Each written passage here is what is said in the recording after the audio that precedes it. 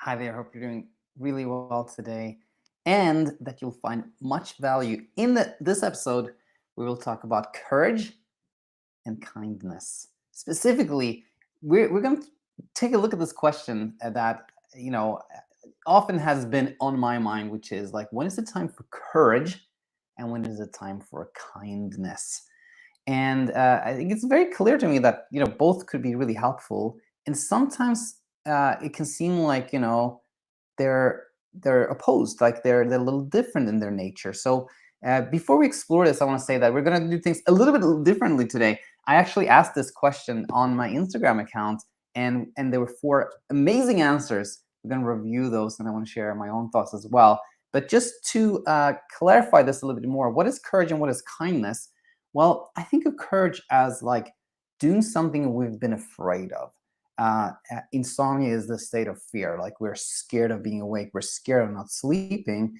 And naturally, when we humans are scared, we want to protect ourselves. So often we start avoiding things that we think can make us uh, uh, more threatened, if you will. So we often stay home, stay home instead of going out in the evening. We may avoid early morning activities and things of that nature. So courage is when we say, no, you know what? I'm going to teach my brain that there's nothing to be afraid of.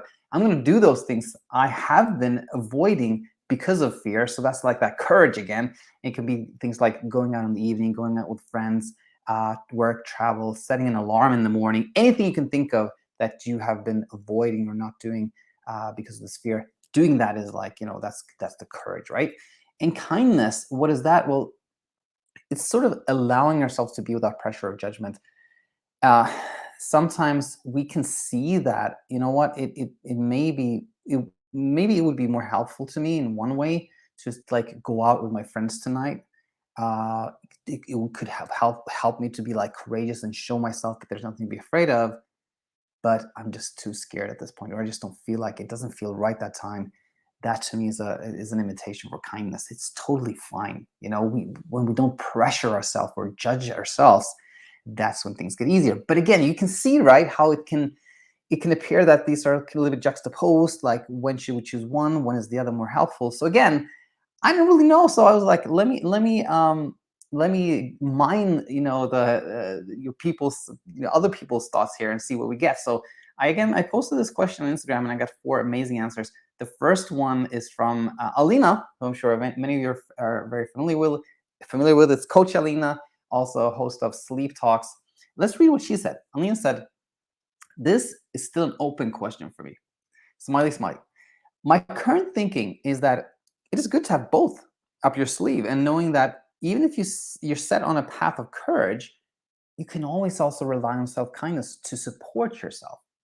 It is about knowing that you're free to choose anything at any given point. For example, if you decide to sleep in your bed after sleeping on a sofa for some time, knowing that you're not trapped in that situation if things get tough once you're in bed. Know that. I know this sometimes seems like escaping, but it's not quite that. I believe it can really just help you make the change easier. Just like when you're walking in the unknown in a dark area and you're kind of softly exploring the terrain with your foot, ready to at any given point return back. I don't know if this makes sense, but that is something I see as a positive. But this is something that I see get a positive response from my clients. And when I read this, I was like, yeah, this makes so much sense. If you use the sofa analogy there, someone has been afraid of sleeping in their own bed, and they have been sleeping on the sofa, and they decide, like, I'm gonna go back to sleeping on my own bed. I'm gonna show myself that there's actually nothing to be afraid of. There's nothing wrong with me. Well, if that person then goes like, oh my gosh, I'm in my bed here and I'm so scared, I think I'm gonna go back to the sofa, then we've seen there's a place for the courage, but also for the kindness. So having both options, as Alina describes it, and not judging yourself for choosing one or the other, makes total sense to me. So that was Alina's answer, and I told her I was very grateful for the answer, and maybe Alina will have some more comments on this. Who knows? One of the other answers was from Veronica. Veronica has been a guest here in a Talking Insomnia episode, and she's becoming a sleep coach, and she's actually joining for open class pretty soon. But anyways, this is her answer to the questions. Veronica said, "In my humble opinion, in my humble opinion, this is a question that depends on many factors. One of the things is how far we are on our insomnia journey, meaning how well educated we are. Like knowing that going out, which might cause you to lose sleep in the short run, that may help us in the long run. The education gives us the power of courage. And I think we reach out for kindness, the more afraid we are. We protect ourselves in our sleep. So maybe just awareness, knowing what would be the reason for courage or for kindness is the right compass to show us what to choose. So we hear Veronica saying that um, courage is helpful and it comes from education. And when you're sort of looking for courage, you can see that the more educated you are, the easier it becomes to choose courage. And mirroring what Alina said, Veronica also says that if we are scared, you know, kindness is always available to us. Nothing wrong with that. So a little bit different take, but similar, I think, thinking as Alina.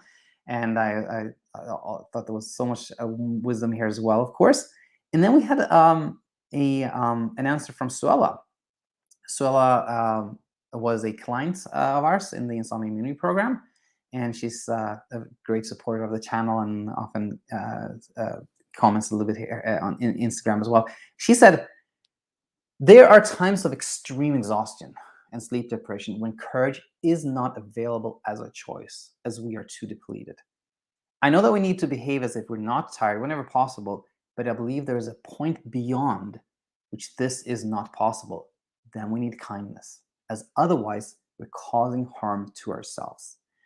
And to stay on that last line, I believe this to be very true, meaning if we find ourselves really tired, depleted, exhausted, and we then say, but I have to be courageous, I have to be strong, I have to do this now, then we are not achieving anything but just more friction and self-judgment. And it's not, we can almost sense that when we're forcing ourselves to do something, that is not the way. If we find ourselves like, I have to choose being courageous, I have to force myself to be brave, that is not the way, because that just creates more friction, more struggle, more judgment, etc., etc. So kindness is, I think, so helpful in that situation.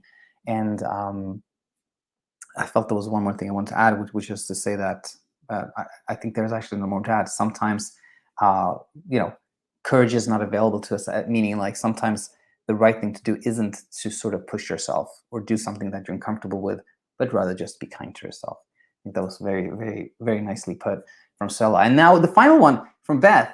And this one, to me, I think in a way it resonated really, really with me. This one is a little twist on what we've already heard, but a really cool twist, I think. So let's go to the final one, which comes from Beth, also been a guest on In Talking Insomnia and a couple of open class episodes with Coach Michelle.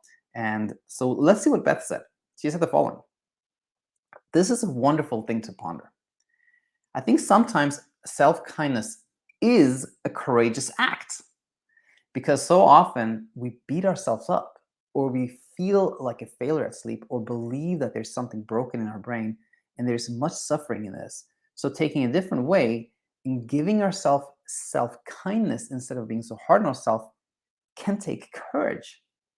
On the insomnia recovery path, I think self-kindness leads to courage to engage in life even while experiencing insomnia. And I think courage brings about more self-kindness, two sides of the same coin, if you will. And this is where, I was just smiling because, as I've alluded to in this episode, is that it can appear that the two are juxtaposed, but in reality, I see it very much like Beth here, that they're just two sides of the same coin, or like these two polarities of the same thing. That when we are courageous, it is an act of self-kindness. When we do something we have been a little bit afraid of, we're sort of kind to ourselves because we're allowing ourselves to see that there's nothing to be afraid of. And then when we are, when we're kind to ourselves, it is also an act of courage, because what natural we humans are very hard on each other. We're pushing ourselves, and it's a safety thing. We're like, you got to do this, you got to survive, you got to do this. But when we're choosing, kindness, it is courageous, because we're sort of going against our natural instinct to like save ourselves, right? So kindness in a way is courage, and courage in a way is kindness. So I thought that was really, really, really beautifully put by Beth and everyone else. So I hope you found this helpful, and I would love to hear your thoughts on courage and kindness here. And as always, by the way, if you find everything you need here in the channel, in the comments, etc., that's wonderful. But if you would like a little bit more guidance on your way, then of course always head over to our website, and you can find some great coaching options that may fit you very well. So with that said, again, look forward to hearing your thoughts, and hope to have you back real soon. Until then, bye bye.